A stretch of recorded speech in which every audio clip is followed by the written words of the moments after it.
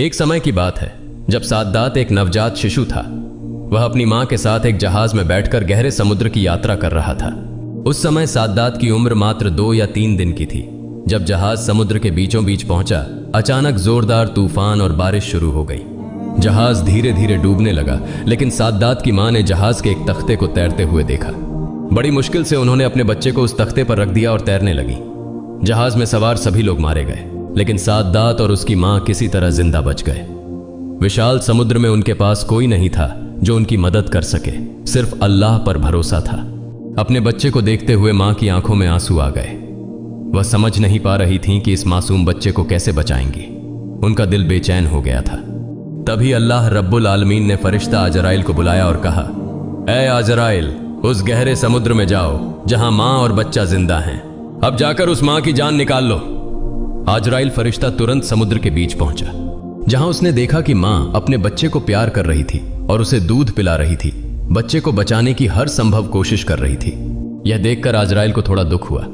उसने सोचा, ऐ अल्लाह, अब इस मां की जान लेनी है, लेकिन इस बच्चे का क्या होगा। दर्द भरे दिल से अजराइल ने मां की जान ले ली और वहां से चला गया। अल्लाह के आदेश से समुद्र शांत हो गया और बच्चा धीरे धीरे तैरते हुए जंगल के किनारे पहुंच गया। बच्चा भूख के कारण रो रहा था। उस जंगल में एक बड़ा बाघ और बाघिन रहते थे। उनका भी बच्चा था, लेकिन उनके बच्चे मर गए थे। अल्लाह के आदेश से बाघ बच्चे के पास आया और उसे देखकर उसकी ममता जाग उठी। बाघिन ने बच्चे को दूध पिलाया और इस तरह एक दिन बीत गया। अगले दिन एक मछुआरा मछली पकड़ने के लिए उस जंगल के पास से गुजर रहा था। अचानक उसकी नजर उस बच्चे पर पड़ी। बच्चे को देखकर मछुआरे को बहुत दया आई। उसने कहा, हे अल्लाह, यह बच्चा कितना सुंदर है।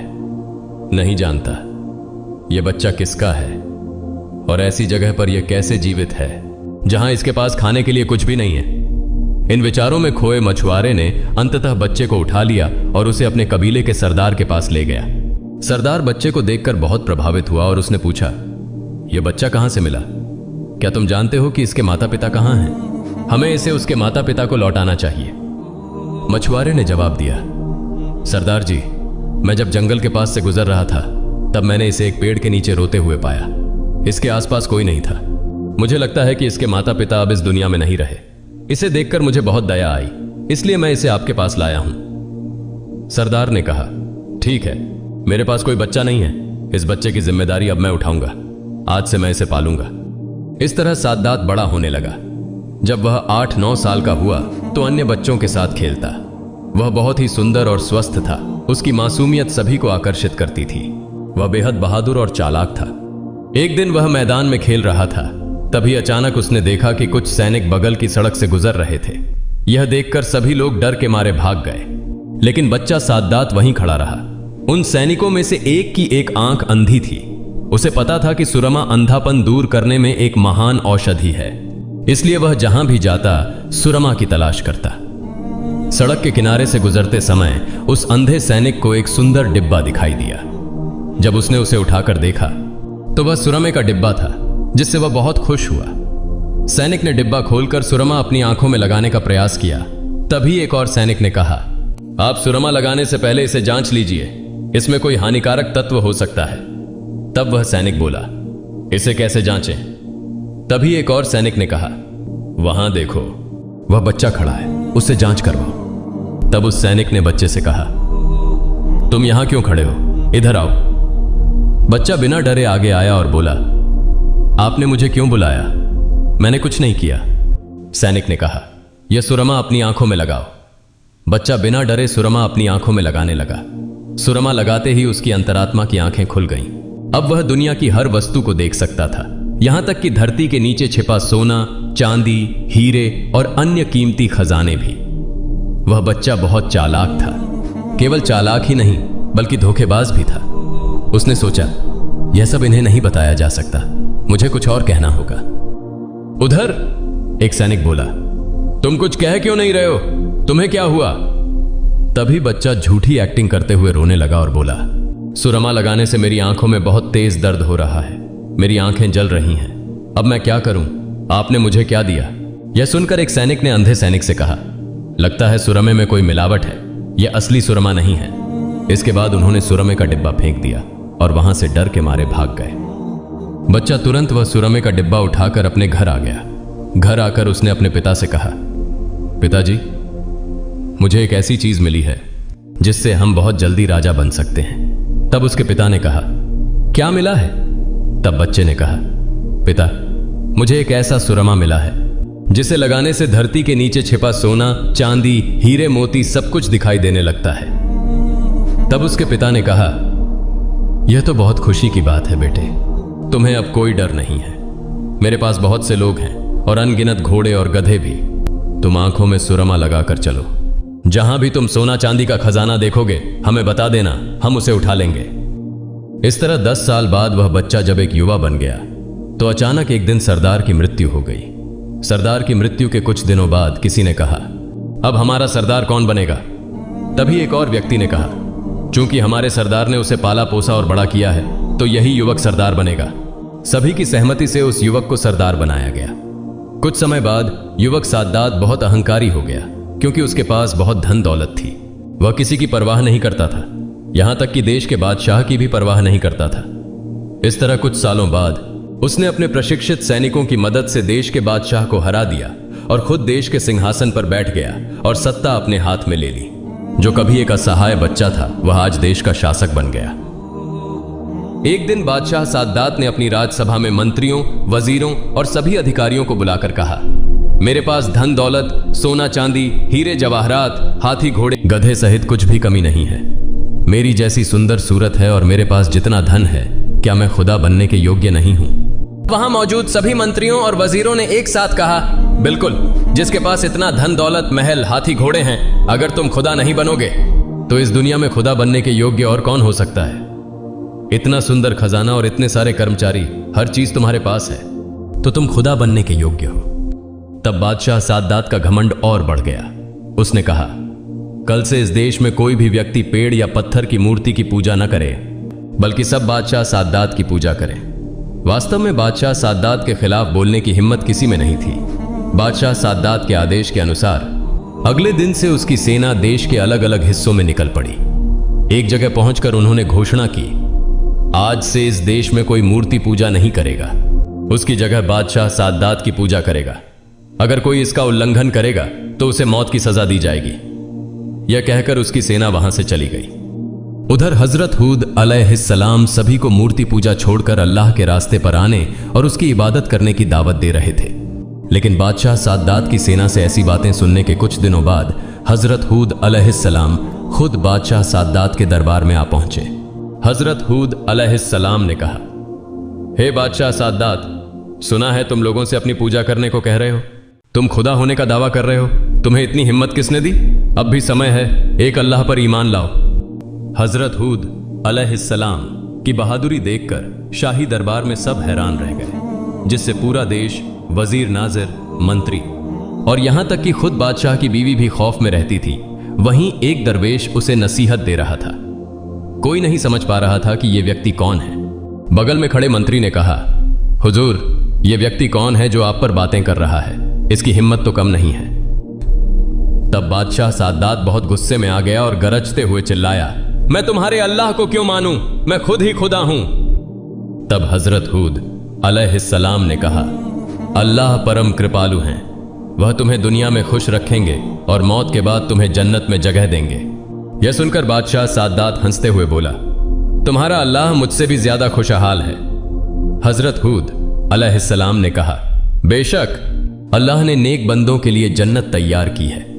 मरने के बाद आखिरत में वह जन्नत नसीब होती है जहां बेमिसाल सौंदर्य और बेइंतहा सुख है। वहां कुछ भी कमी नहीं है।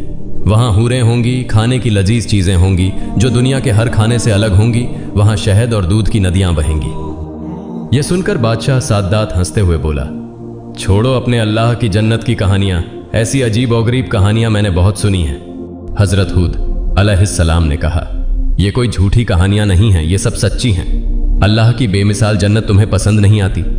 तब साद्दात घमंड में बोला, मैं तुम्हारे अल्लाह के सामने सिर क्यों झुकाऊं?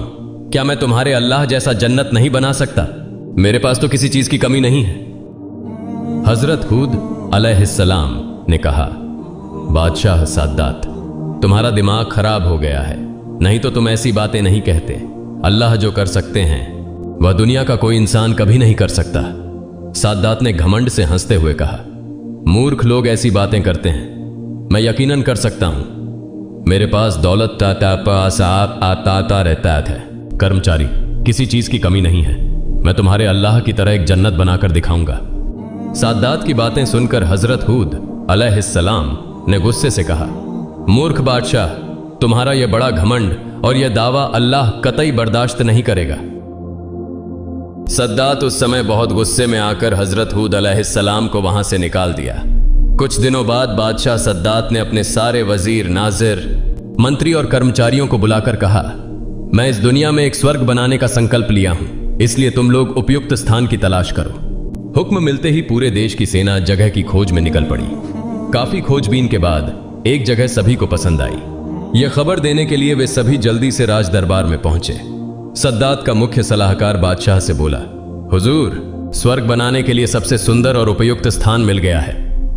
सद्दात बादशाह ने पूछा, कौन सी जगह है, उसका विवरण दो। तब मुख्य सलाहकार ने कहा, यह स्थान लंबाई में 8000 मील और चौड़ाई में 5000 मील है। यह सुनकर बादशाह सद्दात बहुत खुश हो गए और तुरंत घोषणा की, इस देश में कोई भी अपने घर में सोना या चांदी नहीं रखेगा, सभी को राज दरबार में जमा करवा देना होगा। हुक्म के अनुसार अगले दिन से सद्दात की सेना देश के हर कोने में हर घर की तलाशी लेने लगी। जिसके घर में सोना, चांदी या हीरा पाया जाता वे उसे उठा लेते। इस प्रकार सद्दात की सेना आम लोगों पर अत्याचार करने लगी। देश में अन्याय और अत्याचार बढ़ने लगे। एक दिन बादशाह ने अपने मंत्री से पूछा, मंत्री, स्वर्ग बनाने का काम कितना आगे बढ़ा? मंत्री ने कहा, हुजूर, दुनिया के विभिन्न कोनों से जितनी भी कीमती चीजें थीं, सोना, हीरा, माणिक, मोती, याकूत, संगमरमर, सब इकट्ठा कर लिया गया है। इसी तरह दुनिया भर से लाखों कुशल कारीगर और मजदूर स्वर्ग बनाने के लिए आने लगे।